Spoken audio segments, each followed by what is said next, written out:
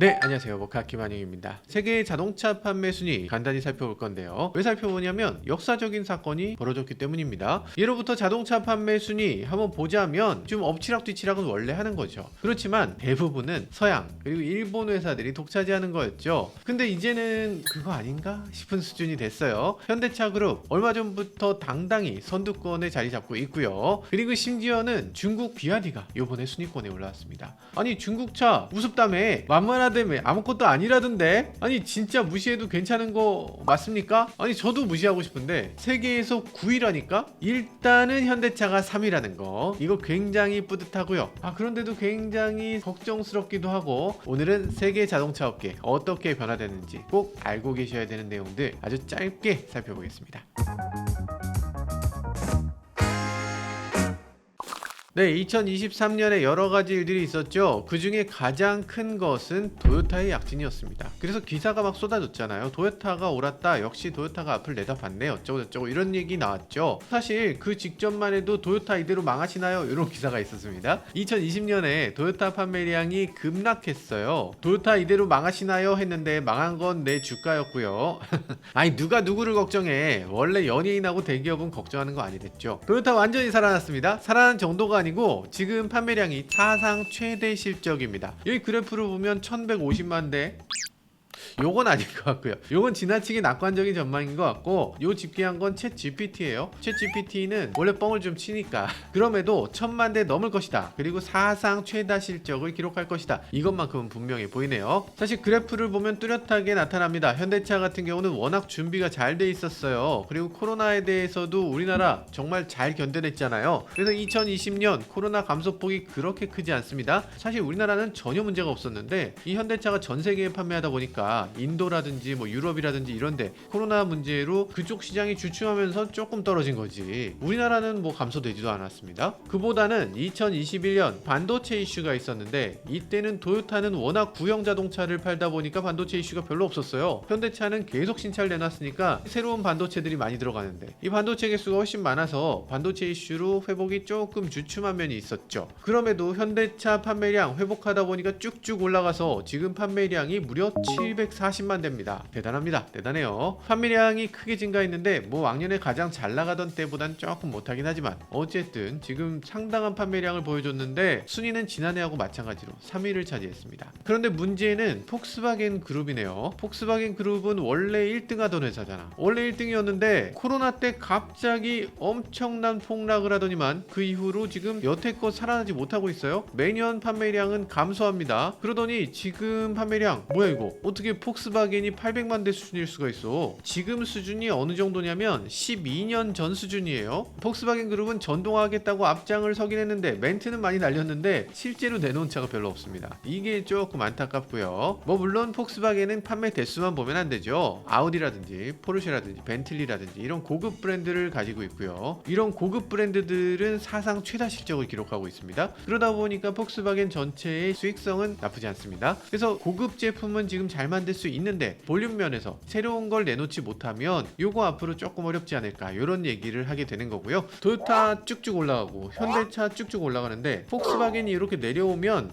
이러면은 현대기아가 잡을 수도 있겠는데, 내년에는 조금 애매할 수 있습니다. 근데 내후년에는 추월하나? 이런 생각이 들죠. 너무 놀라운 일이잖아요. 한국에 있는 작은 자동차 회사가 세계 최대 자동차 그룹을 넘어설지도 모른다. 어쩌면 저희 조만간 역사적인 현장을 목격할지도 모릅니다. 화이팅 화이팅이에요. 그러면 10위권의 순위를 쭈르륵 보도록 하죠. 이건 블룸버그 자료인데요. 글로벌 데이터라는 회사에서 예측한 자료입니다. 아직 2023년 자료는 완벽하게 나오지 않았어요. 자, 여기서 보면 도요타 1000만 대를 훌쩍 넘을 걸로 바라보고 있고요. 폭스바겐 880만 대 2위 차지할 것이다, 이렇게 보고 있고요. 현대차는 689만 대로 3위일 것이다, 이렇게 돼 있는데 이거 아니죠. 현대기아는 740만 대를 넘어섰습니다. 그리고 4위는 스텔란티스 하면 크라이슬러 크라이슬러, 피아트, 푸조, 지프 그리고 마세라티까지 들어있는 회사죠. 엄청 많은 회사들이 뭉쳐있는 회사입니다. 자잘한 브랜드까지 합치면 20개인가 뭐 된다고 해요. 생각해보면 대단합니다. 이 많은 브랜드를 다 합쳐도 현대기아한테는 진다는 거죠. 야, 이게 신기한 세상입니다. 그리고 르노, 닛산, 미쓰비시 얼라이언스 5위고요. 진짜 역세지감을 느낍니다. 미쓰비시라고 하면 뭡니까? 현대차한테 기술을 알려준 회사죠. 저희 어렸을 때만 해도 에쿠스가 나왔을 때 에쿠스에 미쓰비시 엔진이 들어갔어요. GDI 엔진을 미쓰비시가 만들어서 에쿠스의 최고급 모델은 그대로 넘겨받은 엔진을 넣었습니다. 야, 그런 시절이 있었는데 99년, 2000년 이쯤 불과 20년 전만 해도 우리가 미쓰비시 엔진을 갖다 쓸 정도였는데 지금은 르노, 닛산 그룹에 팔려가서 이 얼라이언스에서도 별로 존재가치 없는 역할을 하고 있죠. 현대가 미쓰비시한테 엔진 기술 좀 주세요 그랬을 때 미쓰비시가 막 숨기고 튕기고 이랬다고 하는데, 그래서 현대가 에이씨 이럴 거면 그냥 우리가 만들어 이래서 현대가 엔진 기술에 박차를 가했다고 하죠. 그전에도 포드하고 같이 협업했는데 포드가 비협조적으로 나오면서 현대가 자체 차량을 만들었다고 하고요. 원래 코리안들이 그래요. 누구하고 한번 붙어야 돼. 한번 붙고 한번 열받아야지 내가 뻔때를 보여주마 이래야지 뭘 좀 할 수 있게 되는 것 같아. 자, 6위는 GM입니다. GM 아유 많이 떨어졌네요. 판매량이 이게 뭐야. 혼다는 7위, 포드가 8위, 비아디가 9위. 스즈키는 여기 왜 있어? 스즈키는 사실 스즈키 마루티라고 해서 인도에서 1위인 회사죠. 그러다 보니까 스즈키 그룹이라고 해서 여기까지 올라왔어요. 뭐 다른 회사는 그렇다 쳐. 근데 9위에 비아디 형이 여기에서 왜 나와? 중국 차가 10위권 안에 들어오는 건 사상 처음 있는 일입니다. 사실 뭐 우리나라도 10위권에 들어간 게 그렇게 오래된 일이 아니에요. 2004년에 처음 10위권에 들어갔고 그게 벌써 19년 전의 일이긴 한데 우리가 지금 경험해봐서 알지만 10위권에 한번 들어서면 여기서 어지간히 잘못하지 않으면 내려오지 않습니다. 이게 완전히 그들만의 리그처럼 이 안에서 도는 거예요. 근데 중국 회사가 감히 여기로 올라오다니. 사실 따지고 보면 비아디는 다른 회사하고 상당히 다릅니다. 스즈키 판매되는 모델의 대부분이 우리 돈 1000만원 이하의 자동차예요. 스즈키는 인도에서 이런 차를 파는 회사입니다. 도요타는 다이하츠라고 하는 경차 브랜드를 별도로 갖고 있죠. 이 경차들이 일본에서 어마어마하게 팔리죠. 그리고 아이고라고 하는 차가 도요타에서 나옵니다. 이것도 1000만원대. 이것도 상당히 많이 팔려요. 현대만 해도 그렇죠. 현대는 인도에 파는 i10, i20 이런 차들도 다 합친 겁니다. 그런데 BYD를 보면 가솔린 차가 전혀 없습니다. 모든 판매가 하이브리드하고 전기차 뿐이에요. 그런데 300만 대 돌파. 아유야. 현대차는 전기차, 하이브리드차 합쳐서 몇 대 팔았냐? 65만 대 팔았습니다. 그러니까 현대차가 지금 앞으로 나가겠다고 하는 방향이 전기차하고 하이브리드를 더 만들겠다고 하는 건데 이거를 이미 300만 대를 돌파했으니까 비아디 입장에서는 그 자리에 가서 기다리고 있는 느낌이에요. 게다가 더 큰 문제는 비아디는 전기차 비중이 전체 판매의 50%가 넘습니다. 무려 157만 대. 와, 전기차 너무 많이 팔죠. 물론 테슬라가 1위입니다. 언론 보도에서는 비아디가 테슬라 넘었다고 하지만 2023년 전체를 놓고 보면 테슬라는 180만 대를 넘게 팔았어요. 그러니까 테슬라는 여전히 1위긴 한데, 그런데 2023년 4분기 마지막 분기만 놓고 보면 52만 대, 테슬라가 48만 대를 팔았으니까 비아디가 더 많이 팔았네. 일단 비아디가 분기별로 이렇게 따라가다가 마지막에 추월을 했으니까 앞으로는 계속 추월해서 비아디가 테슬라보다 더 많이 팔 거 아니냐, 이런 얘기가 나온다는 거죠. 테슬라도 사실 가만히 있진 않습니다. 테슬라는 모델3 하이랜드 지난번에 저희가 타고 왔죠. 그 하이랜드 내놓는다고 하고요. 그리고 사이버트럭 요게 또 볼륨 모델이 될 텐데, 근데 생산량이 아직은 너무 저조하죠. 이걸 가지고서 볼륨을 만들어내기는 아직 좀 버겁다. 오, 그러면 비아디가 이제 테슬라를 2024년에는 추월하나요? 이런 분위기가 있으니까, 그러니까 테슬라 주가 당연히 떨어졌습니다. 테슬라 주가 이거 뭐야, 섭섭한데. 그래서 X를 통해서 비아디가 테슬라 제쳤네, 비아디한테 너네 졌네, 뭐 이런 식으로 일론 머스크를 노리는 댓글들이 많이 생겼습니다. 그러니까 일론 머스크가 발끈하면서 한마디 했다고 해요. 어허, 무슨 말이야, 테슬라가 자동차 기업으로 보여? 테슬라는 실은 인공지능하고 로봇 기업이야, 이렇게 답했다고 합니다. 여튼 무슨 일이 벌어진 건지 조금만 더 살펴보도록 하죠.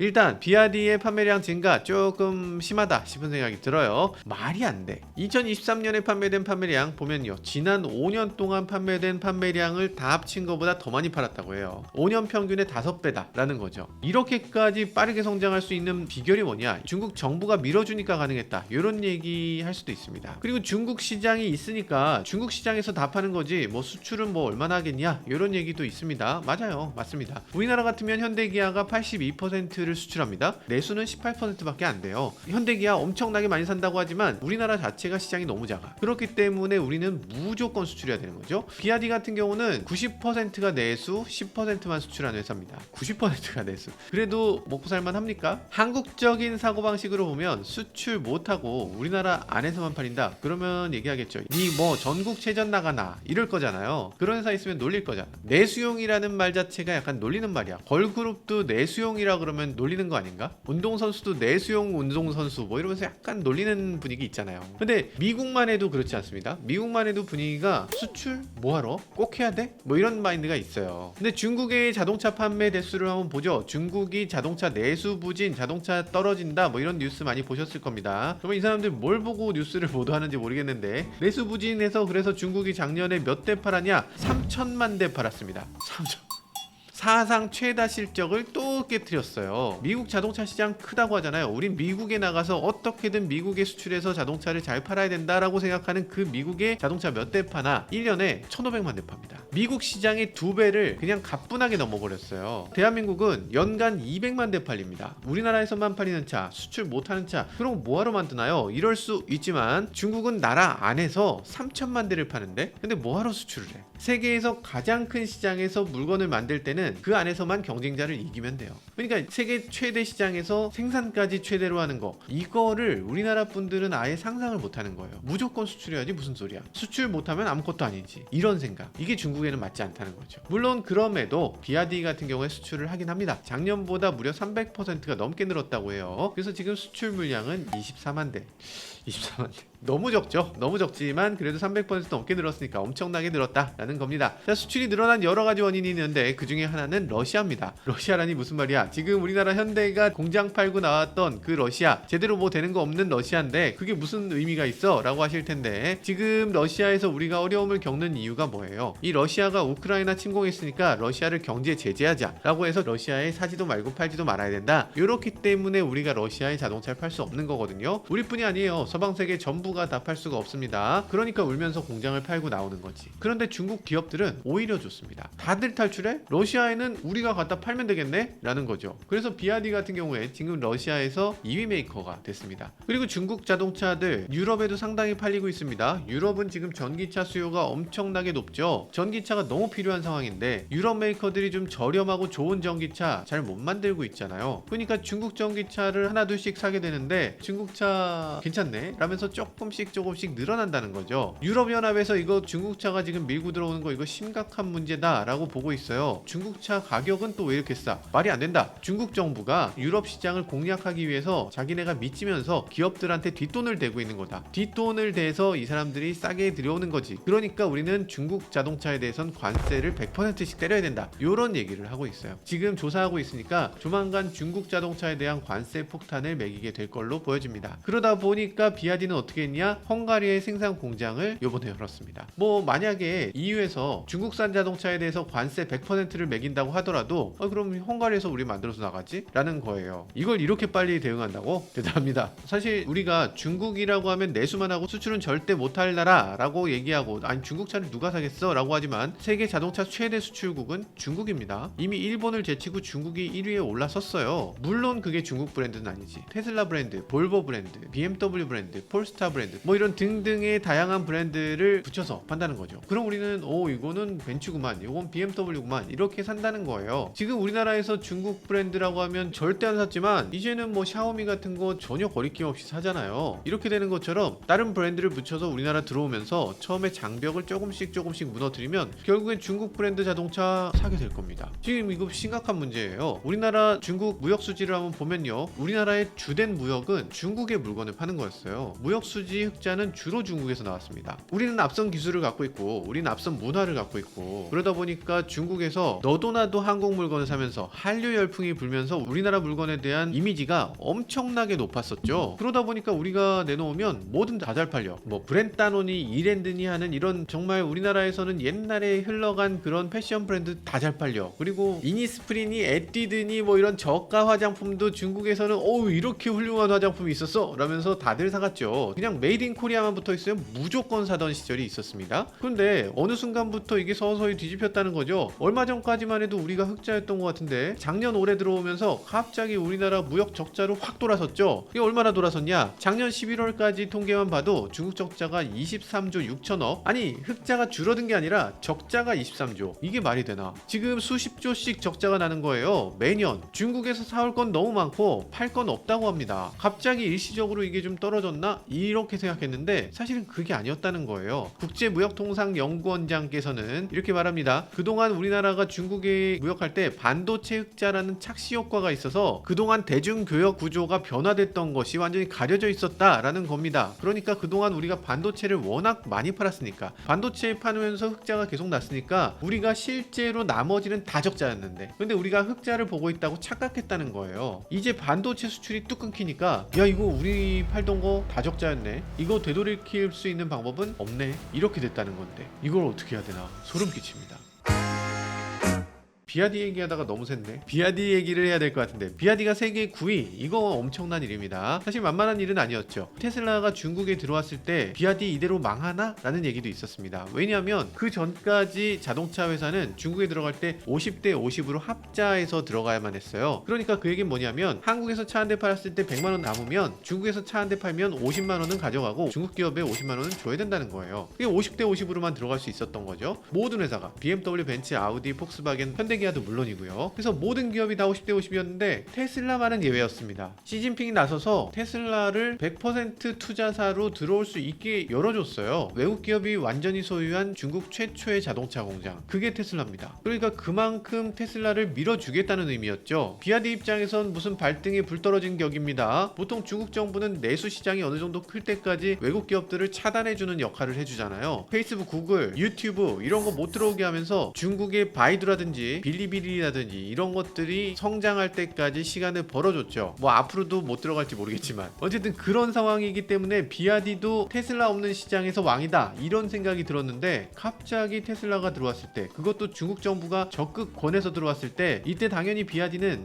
포기해야 되나? 라는 생각이 들었겠죠. 그런데 아니었습니다. 오히려 비아디는 브랜드 가치를 더 높일 수 있는 새로운 브랜드를 만들어야 된다 이러면서 양왕이라는 브랜드를 만들었어요. 현대가 제네시스 만들듯이 말이죠. 그래서 양왕 U8 이 SUV 같은 경우는 물에도 완전히 떠서 바퀴의 힘으로 물을 돌파할 수 있다고 하고요. 이런 기능 왜 있어? 뭐 기타 등등의 여러 가지 기능이 있는데 나중에 양왕 U8에 대해서 따로 말씀드리도록 하겠습니다. 이거 가격이 2억 원이에요. 중국에서 2억 원짜리 차를 만들어. 그것도 비아디가 정면 돌파를 한다는 거죠. 이 전까지만 해도 굉장히 반신반의했습니다. 그러니까 중국 시장이 크고 그리고 중국 정부가 비호해주고 그리고 중국 정부가 보조금을 주기 때문에 이 비아디가 클 수 있었다. 이렇게 생각했는데요. 사실은 전문가들이 분석해본 결과 그게 아니라는 거예요. 이때 당시 중국 정부가 지원해준 거 당연히 도움이 됐는데 근데 그게 문제가 아니라 그 지원을 수많은 기업에 다 해줬기 때문에 이 기업들이 치고받고 싸우는 과정에서 그 경쟁이 치열했고 그 경쟁으로 우수한 제품이 나올 수 있었다고 분석되고 있습니다. 중국 기업들은 경쟁이 너무나 치열하기 때문에 모든 기업들이 반드시 혁신을 이뤄야 되고 소비자들이 진정으로 원하는 게 뭔지 이걸 찾기 위해 정말 노력해야 되고 그리고 경쟁이 치열하니까 생산 비용을 최적화해야 된다는 그런 상황에 놓여있다고 합니다. 그러다 보니까 중국에서 싸워서 거기서 우위를 점한 회사는 해외로 나가도 상당한 우위를 거둘 수 있다는 거죠. 이 전기차가 비아디-C인데요. 전문가들이 이 비아디-C를 실제로 분해를 해봤습니다. 분해를 해보면서 부품이 어떤 게 얼마나 쓰였나 이런 것들을 살펴봤는데요. 경쟁사에 비해서 25% 정도의 원가 우위가 있었다고 합니다. 그러니까 테슬라가 치킨 게임을 하더라도 최종 결과물은 비슷한데 이걸 어떻게 이렇게 싸게 잘 만들었지? 라는 겁니다. 사실 우리나라 기업들도 테슬라 같은 자동차를 사다가 티어다운을 하죠. 이걸 다 뜯어서 그 안에 원가를 분석해 보는데 예전에 테슬라를 뜯어봤을 때 야 이걸 어떻게 이렇게 만들었지? 라면서 감탄했다는 얘기를 들었어요. 그렇게 테슬라만 해도 원가 게임에서 상당한 우위를 점할 수 있는 그런 회사인데 비아디-C는 테슬라보다 더 원가가 저렴하게 같은 결과물을 만들어낼 수 있었다는 거죠. 그러니까 테슬라의 치킨 게임에도 버틸 수 있는 여력이 있다는 얘기입니다. 자, 이렇게 얘기하면 비아디에 대해서 너 왜 자꾸 중국차 그렇게 좋다고 하냐 이러실 수 있을 것 같은데 사실 저는 비아디 별로 좋아하지 않습니다. 죄송스럽지만 비아디 지난번에 여기서 보고 보고 왔어요. 이렇게 생기고 이렇게 생기고 이렇게 생겼어요. 제가 직접 보고 직접 만지고 직접 이렇게 눌러보기도 했는데 사실 좀 촌스러워요. 그냥 중국 차 같아. 중국의 다른 회사들은 그렇지 않습니다. 중국에 지금 3대장이 있는데 중국의 니오, 샤오펑, 니오토 이 회사들은 미국 증시에 상장되어 있는 회사예요. 그러다 보니까 이 회사는 글로벌 프로덕트, 처음부터 굉장히 국제적인 시각에 맞춰서 만들어낸 스타트업들이었습니다. 그래서 그런 회사들의 디자인을 보면 이건 굉장히 훌륭하고 나도 이거 사고 싶다 이런 생각이 드는데, 비아디는 저라면 별로 사고 싶지 않은 그런 느낌이 들어요. 비아디는 그런 것들도 개선하겠다고 하고요. 자율주행 기능 이런 것들은 테슬라에 비해서는 한참 뒤지고 중국 스타트업들에 비해서도 훨씬 부족한데 그런 것들도 향상한다고 합니다. 그럼에도 이게 순탄하게 될 것이냐? 최근 들어서 화웨이, 샤오미 이런 수백조 원짜리 회사들이 자동차 시장에 뛰어들었잖아요. 이렇게 엄청난 회사들이 경쟁을 하게 되면 지금 가뜩이나 중국의 자동차 회사가 100개 정도 된다고 하는데 이 치열한 싸움이 어떤 결과를 낳게 될지 정말 알 수 없는 상황입니다. 어쨌든 세계 9위의 자동차 회사라면 당분간은 우위를 차지할 수 있겠죠. 근데 중국은 너무나 치열하니까 앞으로 좀 더 지켜봐야 될 것 같네요. 비아디가 뭐라고 지금 이러냐 이러시는 분들이 많을 것 같아요. 당연히 비웃겠지. 저만 해도 그랬으니까. 제가 처음 비아디를 본 건 2012년 정도예요. 2012년에 중국 베이징 모터쇼에 갔는데 그때 비아디라는 브랜드가 거기 있었습니다. 그거 보고 정말 비웃었어요. 왜냐면 일단 중국 냄새가 나. 차에 딱 들어갔는데 눈이 따갑고 뭔가 매캐했어요. 뭐냐 이게. 그때 당시 갔던 한국 기자들을 비롯해서 뭐 전 세계 기자들이 다 비아디를 막 비웃었어요. 근데 비아디를 비웃지 않은 사람이 딱 하나 있었습니다. 이 바보 같은 사람은 2008년에 3천억 원 정도를 가지고 가서 이 회사에다 몰빵을 해버립니다. 그래서 지분의 10%를 가져가요. 이 사람 뭐야? 그때 당시도 이 사람은 할아버지였어요. 환갑 넘은 할아버지가 무슨 노망이 드셨는지 아유 이분 참 이거 큰 실수했구만 이런 느낌이었는데요. 그분이 누구? 바로 이분 워렌 버핏이었죠. 워렌 버핏의 투자사 버크셔 해서웨이가 비아디를 말도 안 되게 많이 샀어요. 그때 당시에 비아디 뭐가 있었어? 그냥 쓰레기 같은 차를 만드는 회사였는데 이분이 투자한 게 지금 3천억이라고 했잖아요. 그 돈이 지금 80억 불 100조입니다. 35배 됐어요. 와씨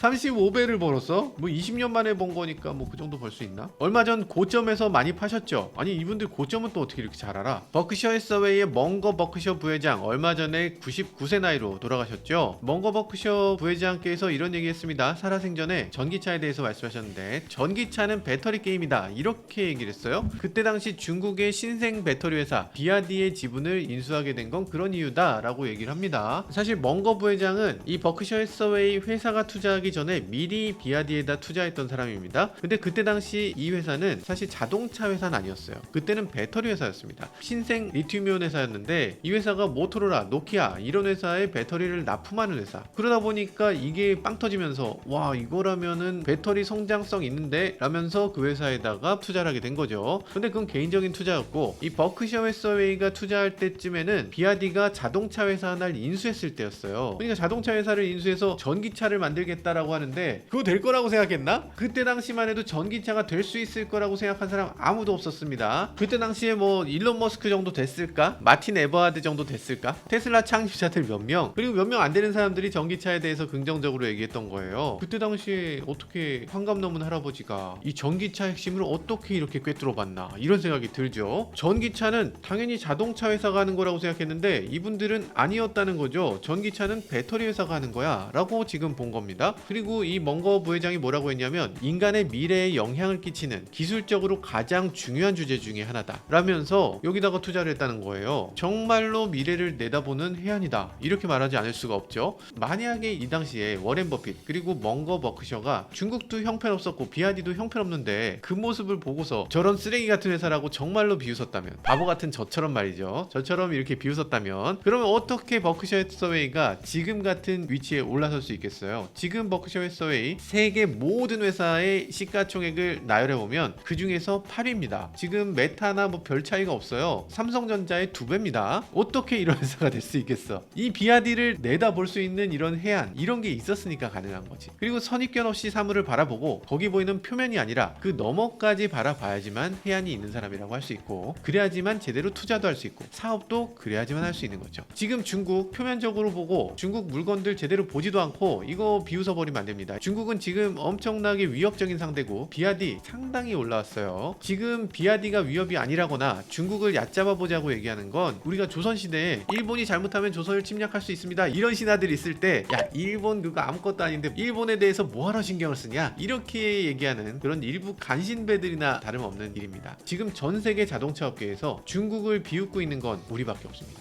아 현대가 비웃냐고? 아니 현대는 그렇지 않습니다. 현대는 지금 중국을 굉장한 위협 상대로 보고 있어요. 현대가 중국을 비웃는다? 이건 상상할 수 없는 일이죠. 제가 요 사진 하나 보여드릴게요. 요 사진을 보시면 요 번호판이 현대 번호판입니다. 이 차 뭡니까? 비아디 아토3예요. 아토3 지금 뜯어서 보려는 겁니다. 현대 입장에서는 야 저거 잘못하면 큰일 나겠어 다 뜯어봐 지금 이런 분위기지. 현대 기아는 지금 정말 제대로 대응하고 있다고 생각됩니다. 지금 중국 비웃는 건 일부 온라인에서만 있는 일인 것 같아요. 그러니까 자동차 업계를 잘 모르고 있을 때 중국을 비웃을 수 있는 거죠. 저희가 중국 영상만 올리면 중국 뭐 좋다고 그렇게 광고해주냐 이러시는데 아닙니다. 그런 거 아니고 비웃어서는 안 된다는 얘기예요. 다들 긴장하고 있는데 왜 우리 몇몇 사람들만 태평할까 이런 생각이 드는 거죠. 자동차 업계에 계신 모든 여러분들 화이팅입니다. 화이팅. 우리나라가 지금 3위 아니라 전 세계 1위로 갔으면 좋겠어요. 지금까지 저는 목화 김한용이었습니다. 감사합니다.